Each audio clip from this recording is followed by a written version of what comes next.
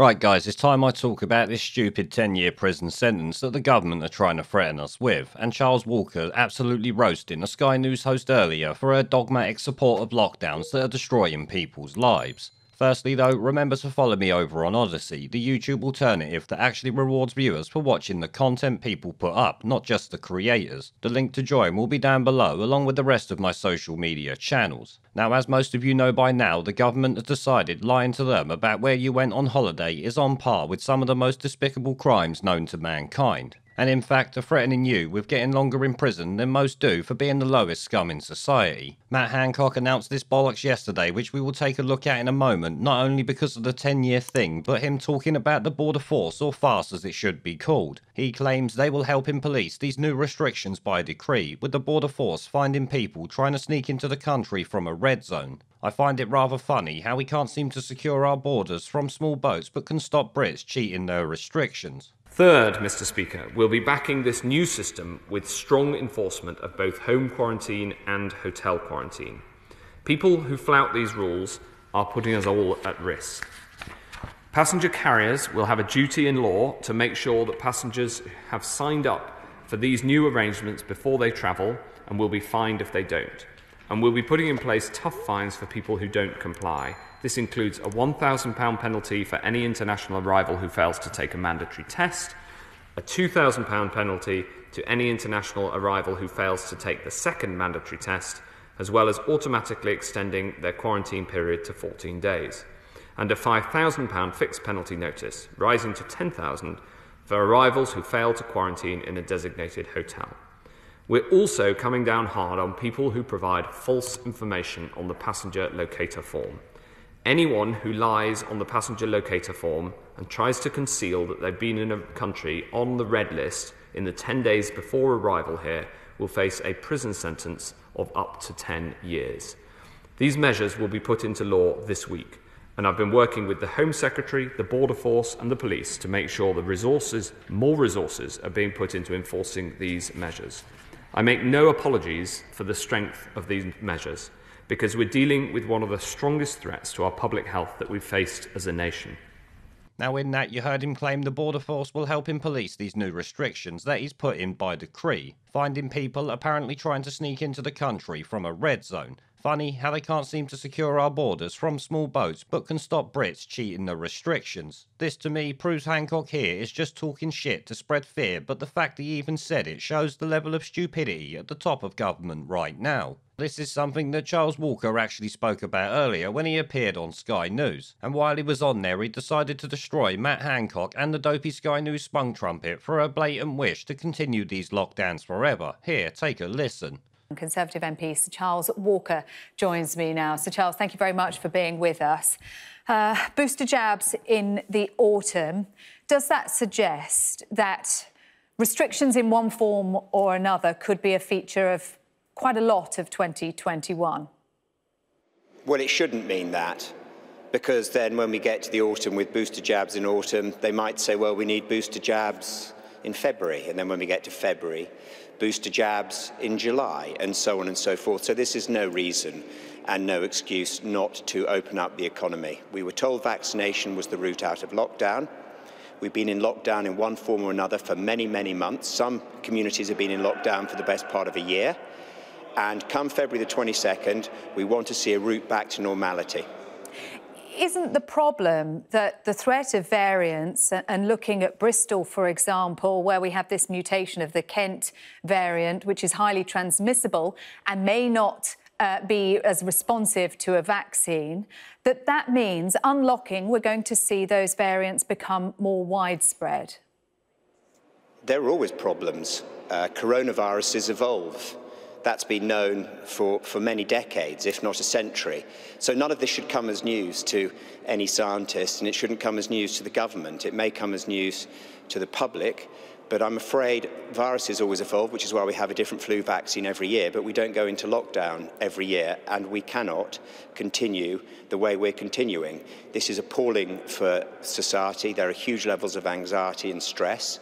This is an epidemic of mental health problems probably waiting to come round the corner. Some have already arrived. We have an economy to maintain, and I'm afraid this is just not acceptable.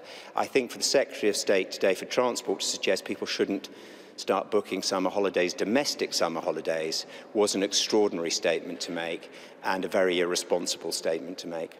Well, you describe it as irresponsible, but is the government right to be urging caution at the moment? Because they've been burned, haven't they, by over-optimistic statements last year. Look at Christmas, for example. Totally irresponsible. Last year, summer holidays went ahead. Caseload was very low. This year, we have a vaccine. We have a vaccine with very high efficacy rates. So I'm afraid there is no excuse.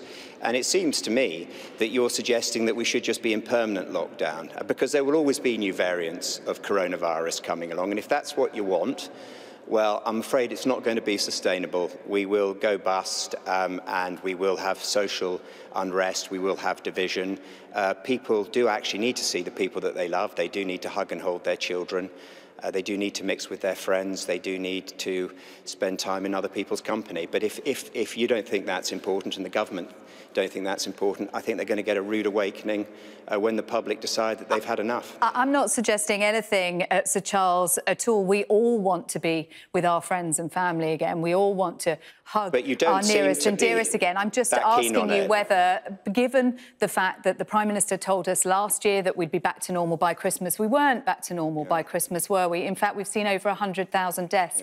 Yesterday, we recorded over 1,000 deaths in one day. Everybody wants the economy to be opened up again, but is it the right time to be doing that? Well, I hope everybody wants the economy to be opened up again, but they will always argue that it's not the right time, just another 6 months, another 6 months. We have the vaccines.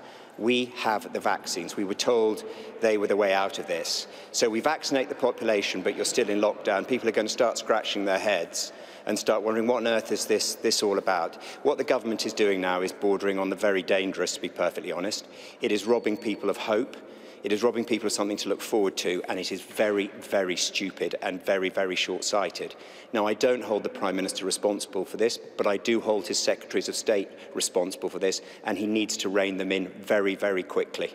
Lord Sumption, appearing on Sky News earlier, said Matt Hancock, the Health Secretary, had lost his grip on reality, very angry about the travel restrictions that were brought in yesterday, announced yesterday to come into force on Monday, and in particular the potential sentences for those who break the rules and lie about where they've been. What do you make of that?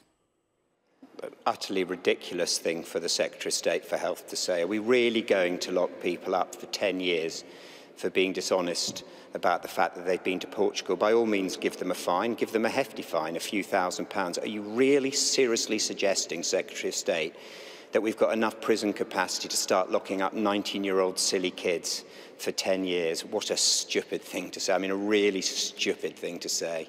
That demeans his office and his position around the cabinet table. Now, you might not agree with all he says there, but I at least agree with some of what he's going on about, and it's good to hear a Tory MP saying it on Sky News during the day when people are actually watching. As some might know, he has been demanding a route back to normal for quite a while now, and I have to say, it made me smile when he started shitting all over their new variant bollocks, along with the clear and dangerous impacts of lockdown on society. That will obviously come up and bite the government on the arse in the future, let me tell you that. Now, naturally, the Sky News host tried to continue the fear narrative around new variants, which you can actually tell got him really pissed off with her apparent love of lockdowns and fear-mongering over new variants, which he rightly shits all over by saying we have known about new variants of coronaviruses for decades, hence why we have multiple flu vaccines. That there, if you ask me, is a slam dunk on the continued fear-mongering propaganda that every fucker should be calling out whenever the media spout it. Personally though, I am rather glad he mentioned social unrest, because while it will not happen yet, the government must see it's going to happen at some point. Already, many who supported this shit show are now dead set against it, and with idiots like Hancock that he royally shat on at the end, it's likely to only increase more and more.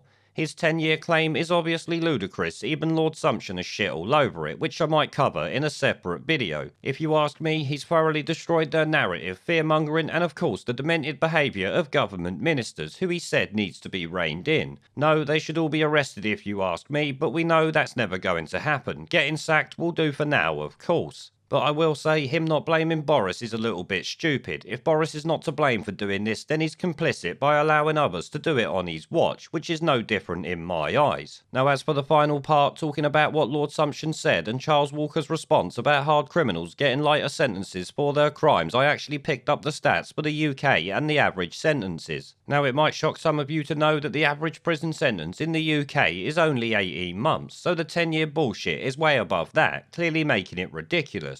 But what makes it look even more ridiculous is the average sentence for sexual offences being at the top at just 58 months. Shit, grooming gang members, raping children for decades get less time in prison than the maximum allowed for not following Matt Hancock's decrees. Charles Walker and everyone else talking about this here is right. Matt Hancock is an idiot and so much more. He literally has no credibility at all right now. The government, mind you, has very little left at this point. But always remember guys, breaking the government's diktats on this bullshit here will get you more time in prison than it would for raping a small child. Can you fucking believe this shit?